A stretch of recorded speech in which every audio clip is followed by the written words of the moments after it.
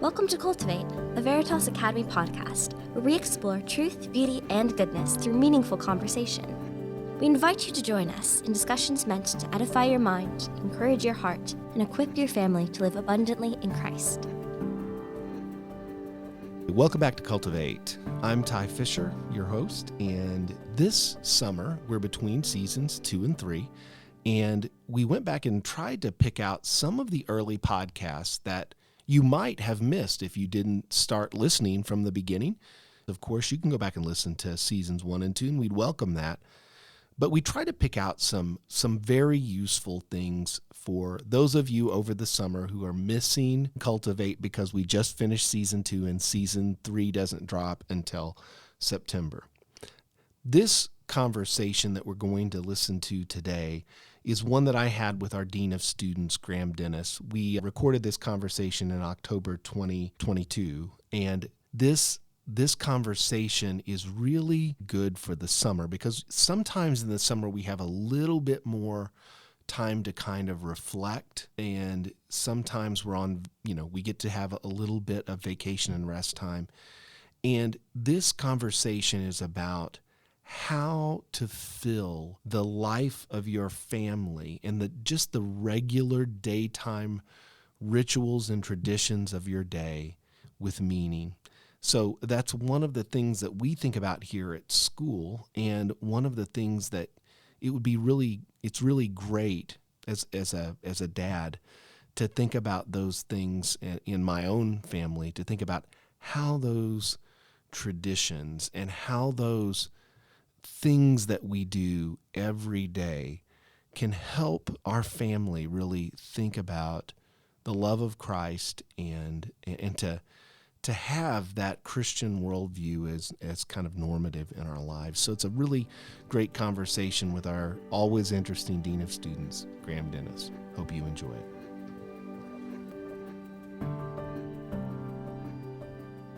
I have our co-host here today, Graham Dennis, the Dean of Students here at Veritas, and we're coming to talk to you about how you can fill your child's day with truth, beauty, and goodness, because that's what a classical education is all about, isn't it, Graham? Yeah, absolutely.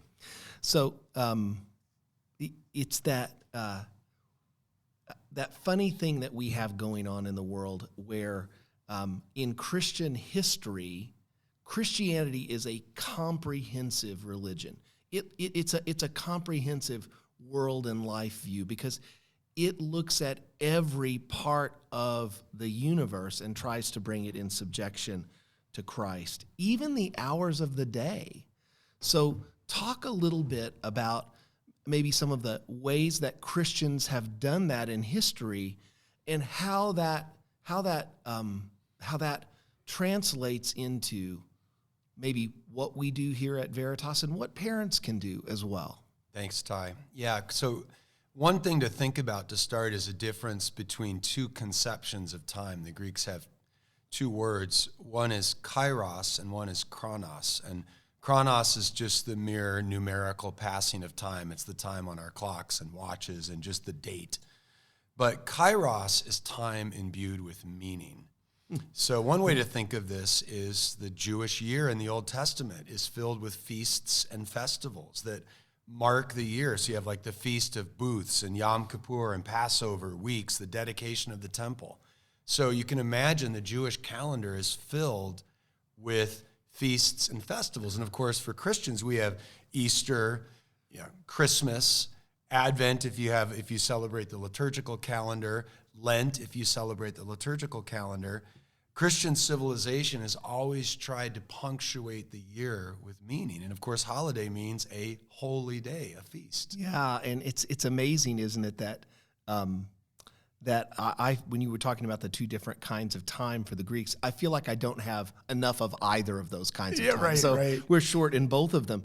So why did, if Christianity, if we don't build God's truth into the lives of our young people, what's going to happen? What will be built into their life? Yeah, so one thing that's tough is our culture has slowly stripped away what we might call sacred time and has tried to replace it with what we might call secular time. Mm-hmm. And the challenge for us as a school is to figure out how to educate our students in such a way that they have a rich cultural heritage, that they participate in a rich cultural heritage, and that isn't stripped away. And I suspect a lot of our parents are sending their children to our school so that rich cultural heritage can be cultivated. Yes, I think that's true.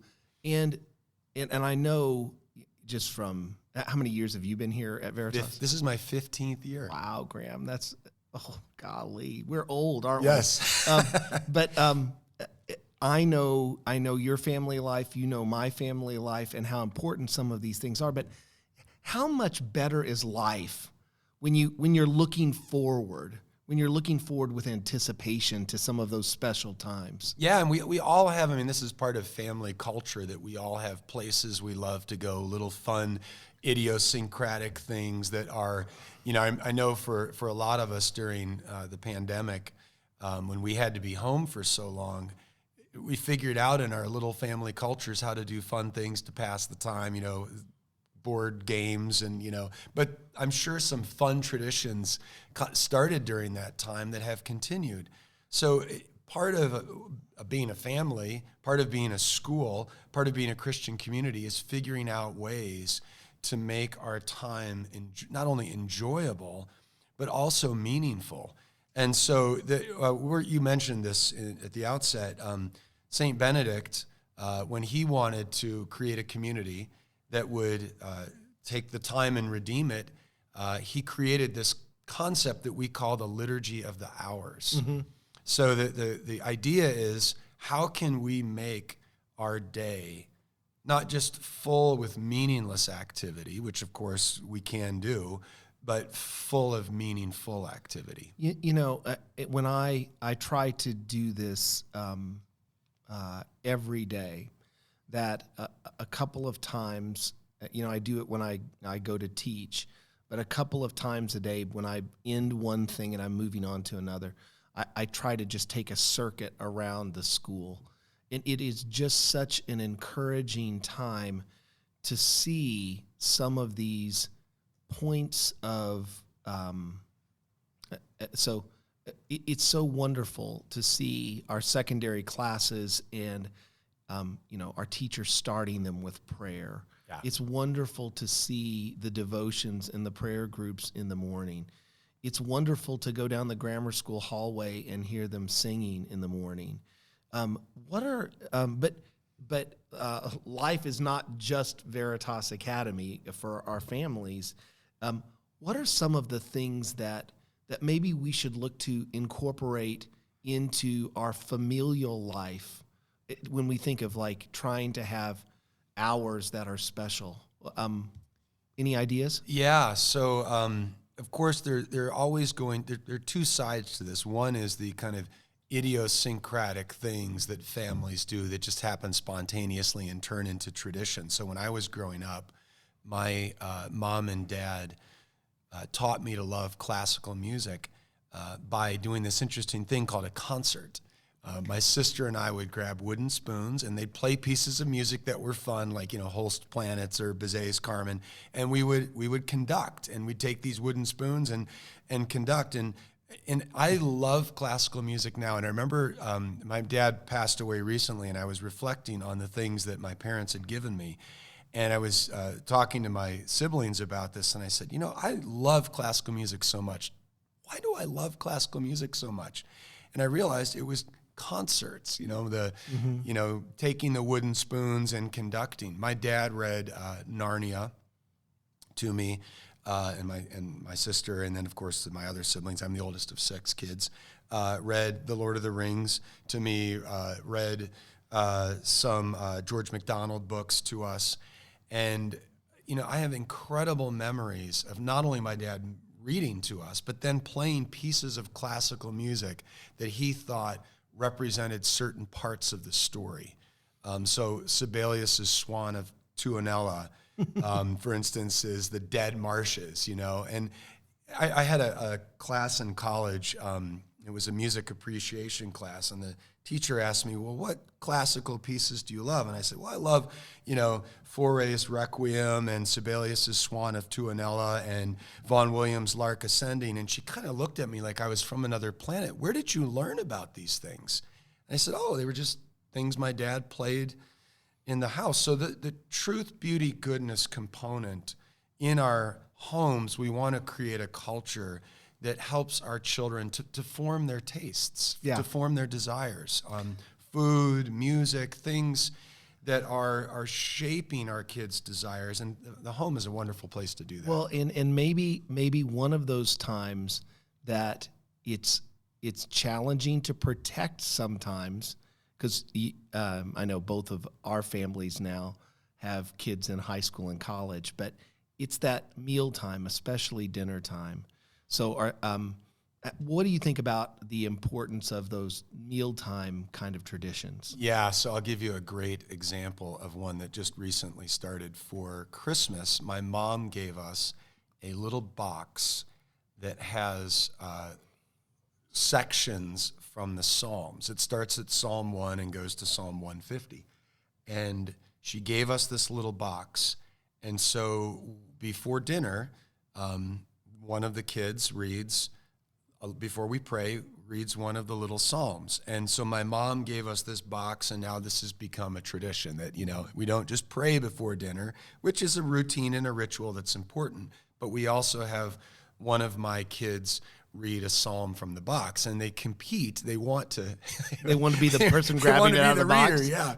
So it's that's just one little example of a tradition that, my mom started, but that I can pass on to my children. And that's just a little tradition, but we have to be around the dinner table in order to do that. Well, and talking about the importance of being around the dinner table, for my family, it's a time, and I think that for me, I don't have to.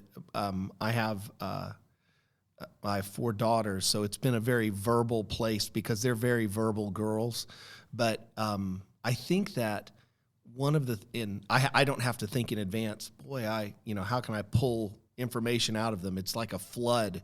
Right. But I think that there needs to be one of the reasons that it's so important just to sit down and have dinner together is because it helps you know that your family is at peace. Yeah. Right? Yeah. So if there are broken relationships, they're on display there around the dinner table. And sometimes, the dinner conversation would lead to after dinner conversation where we're trying to make relationships right.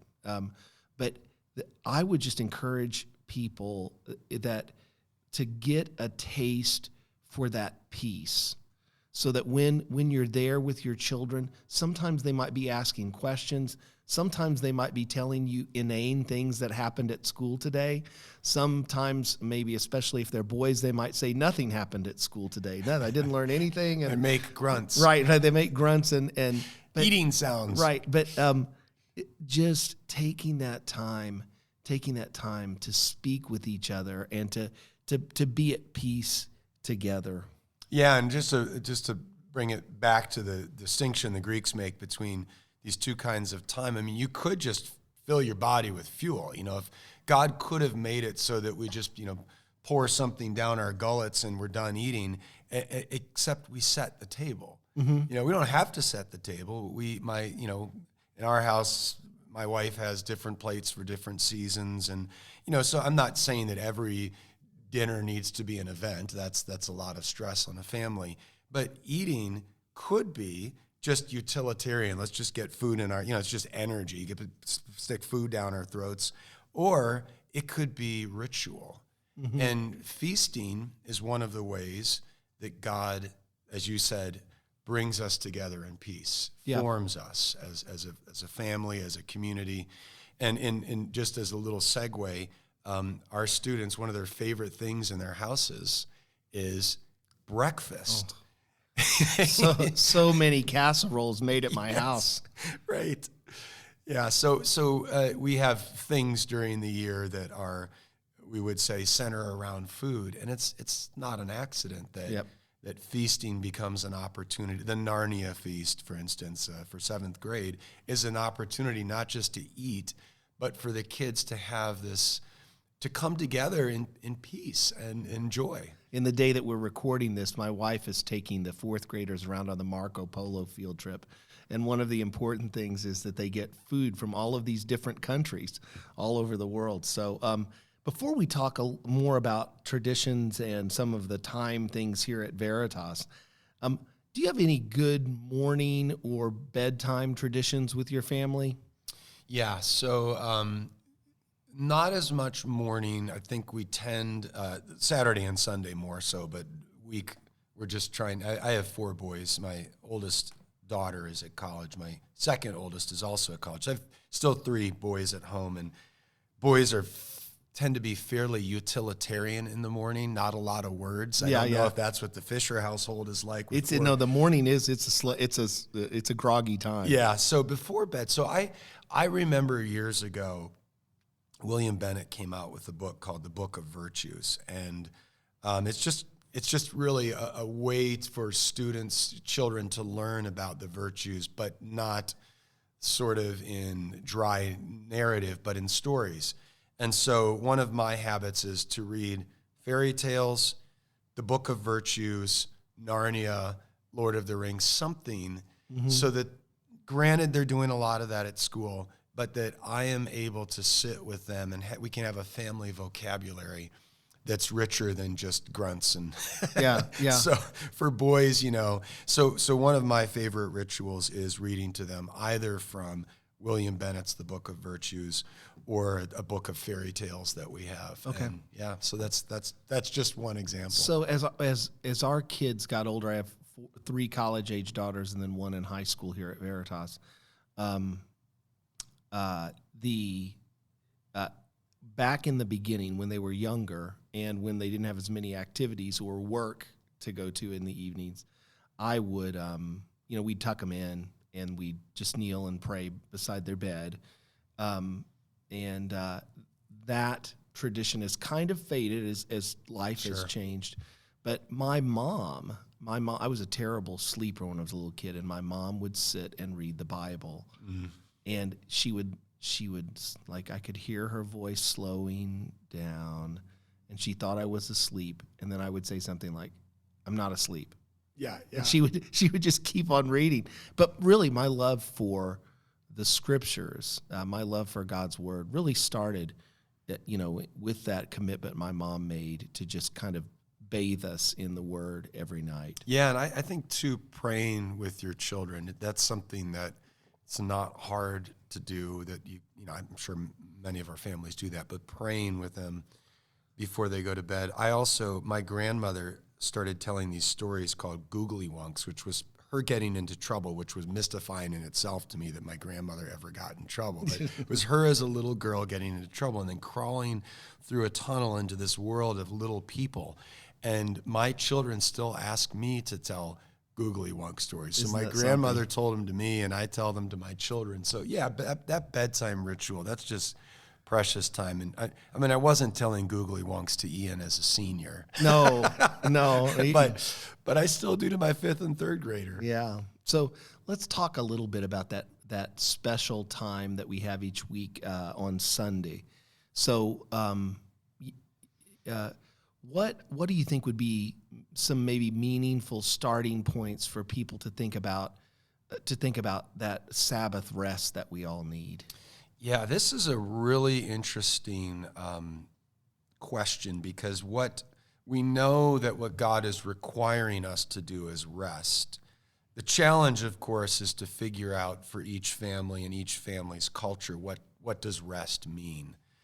And I would say 2 things that I've thought about as an elder as I've tried to work through this. I think one danger of a kind of literalist Sabbatarian approach is you're not thinking creatively through what does rest look like for your family. So for instance, if you're someone who is, let's say, an accountant, doing actuarial work all week long, it might be sitting, in front of a computer, it might be extremely restful to go mountain climbing on a Sunday. However, if your work throughout the week is extremely hectic and you're constantly running around and your kids are involved in tons of activities, going mountain climbing might just be one more thing. So I think in terms of family culture, families need to figure out, what does rest look like? And the first thing it looks like is something different than the other 6 days of the week. Something that you're looking forward to every day. That's right.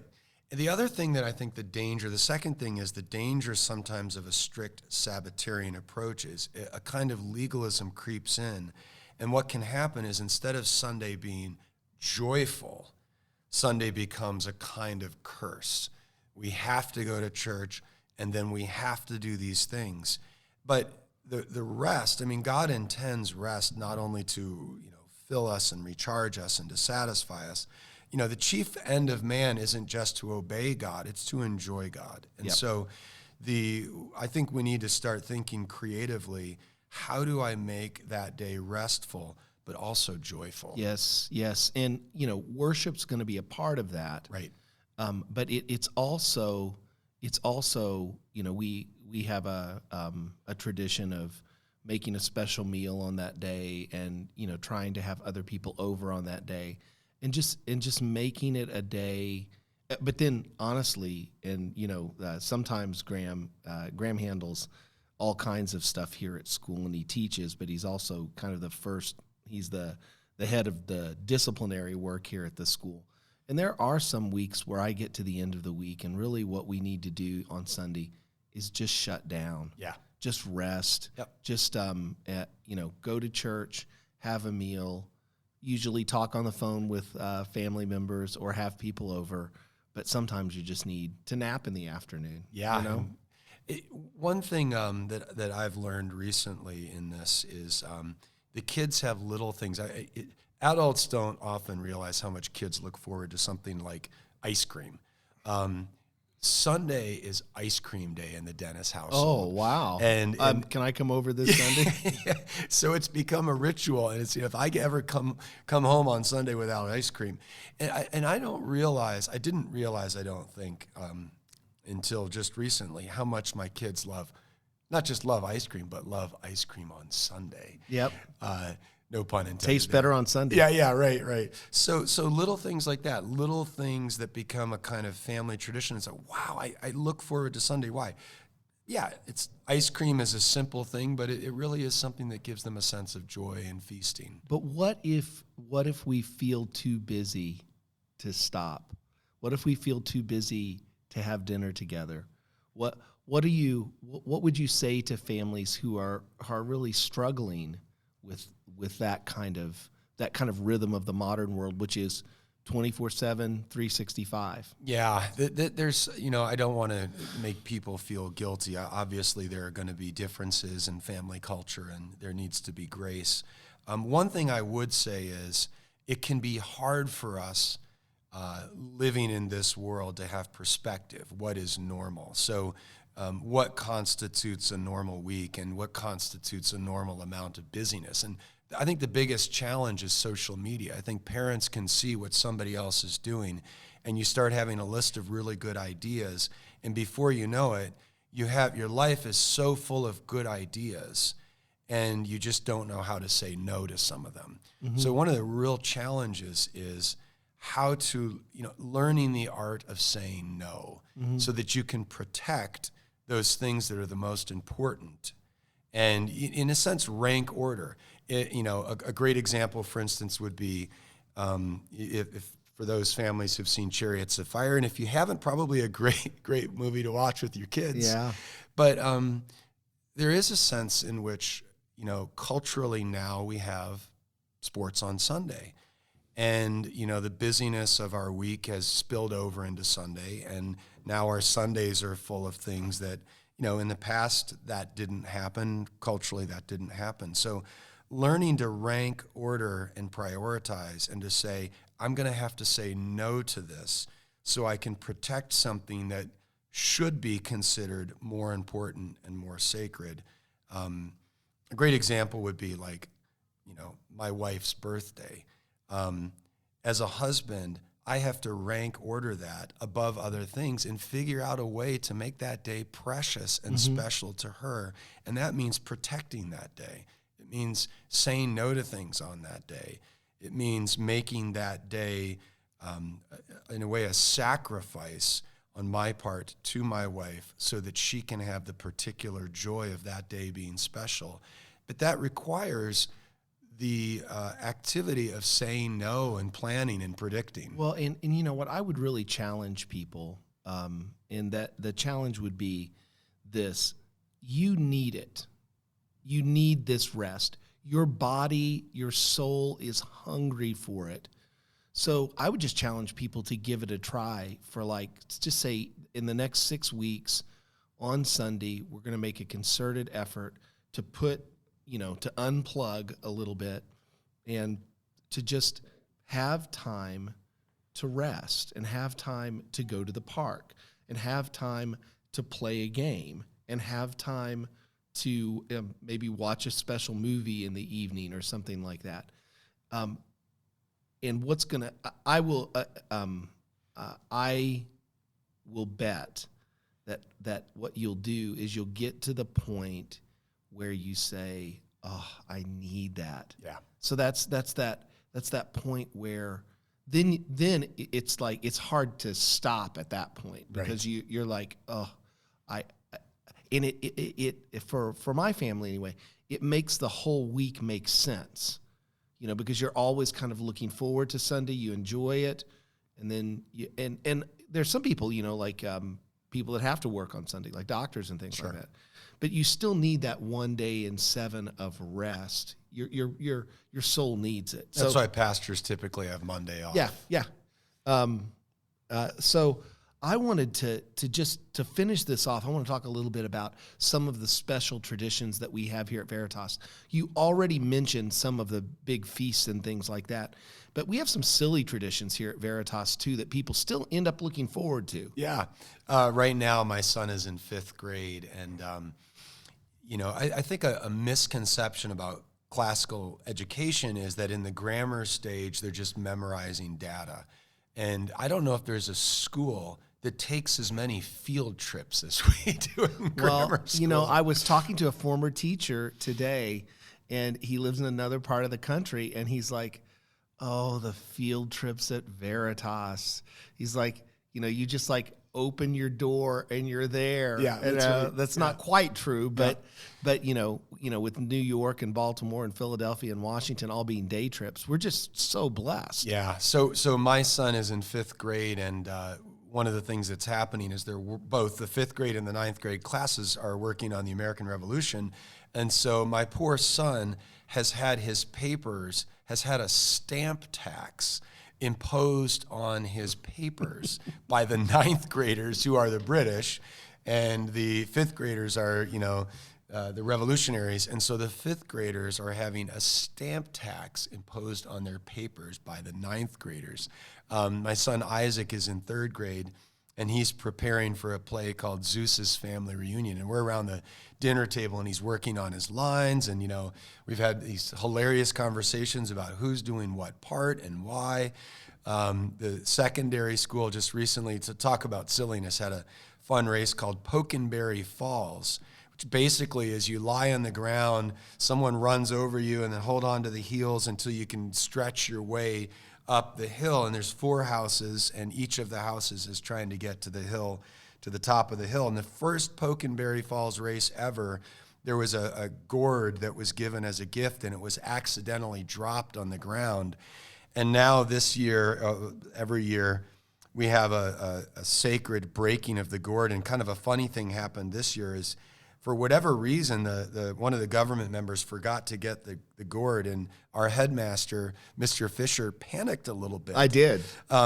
We can't do the Pokenberry Falls race. We are tradition affirming here at Veritas. Right. The gourd has to be smashed. So Ty ran around to the front, and they found some pumpkins out front, thankfully, and we had our yearly gourd smashing for the team that won. So, those things are silly.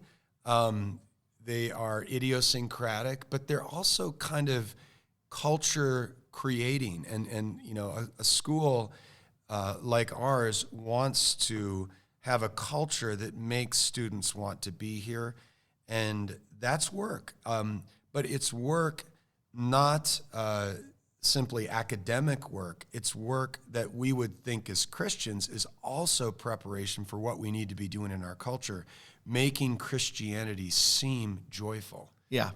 And you could use the word seem as as a false image of it, right? Mm-hmm. But what we need to help people to see is that being at peace with God in Christ is the most joyful way to live. That's right. Yeah. Well, Graham, thank you so much for coming and talking today about filling our children's life with truth, beauty, and goodness. It's been such a blessing to talk to you, and I can't believe that you've been here 15 years already. And I can't believe this is work. This is work, what we're doing right here. I know. Isn't that that's one of the things. People have asked me, especially over the pandemic, what's life like? And then sometimes they say like, oh, that life is just terrible where I'm at, and I like, it's pretty good. Yeah. And I think a lot of that is just being around such wonderful faculty members and such joyful kids. So thank you again, Graham, for helping us out with this. Thanks, Ty.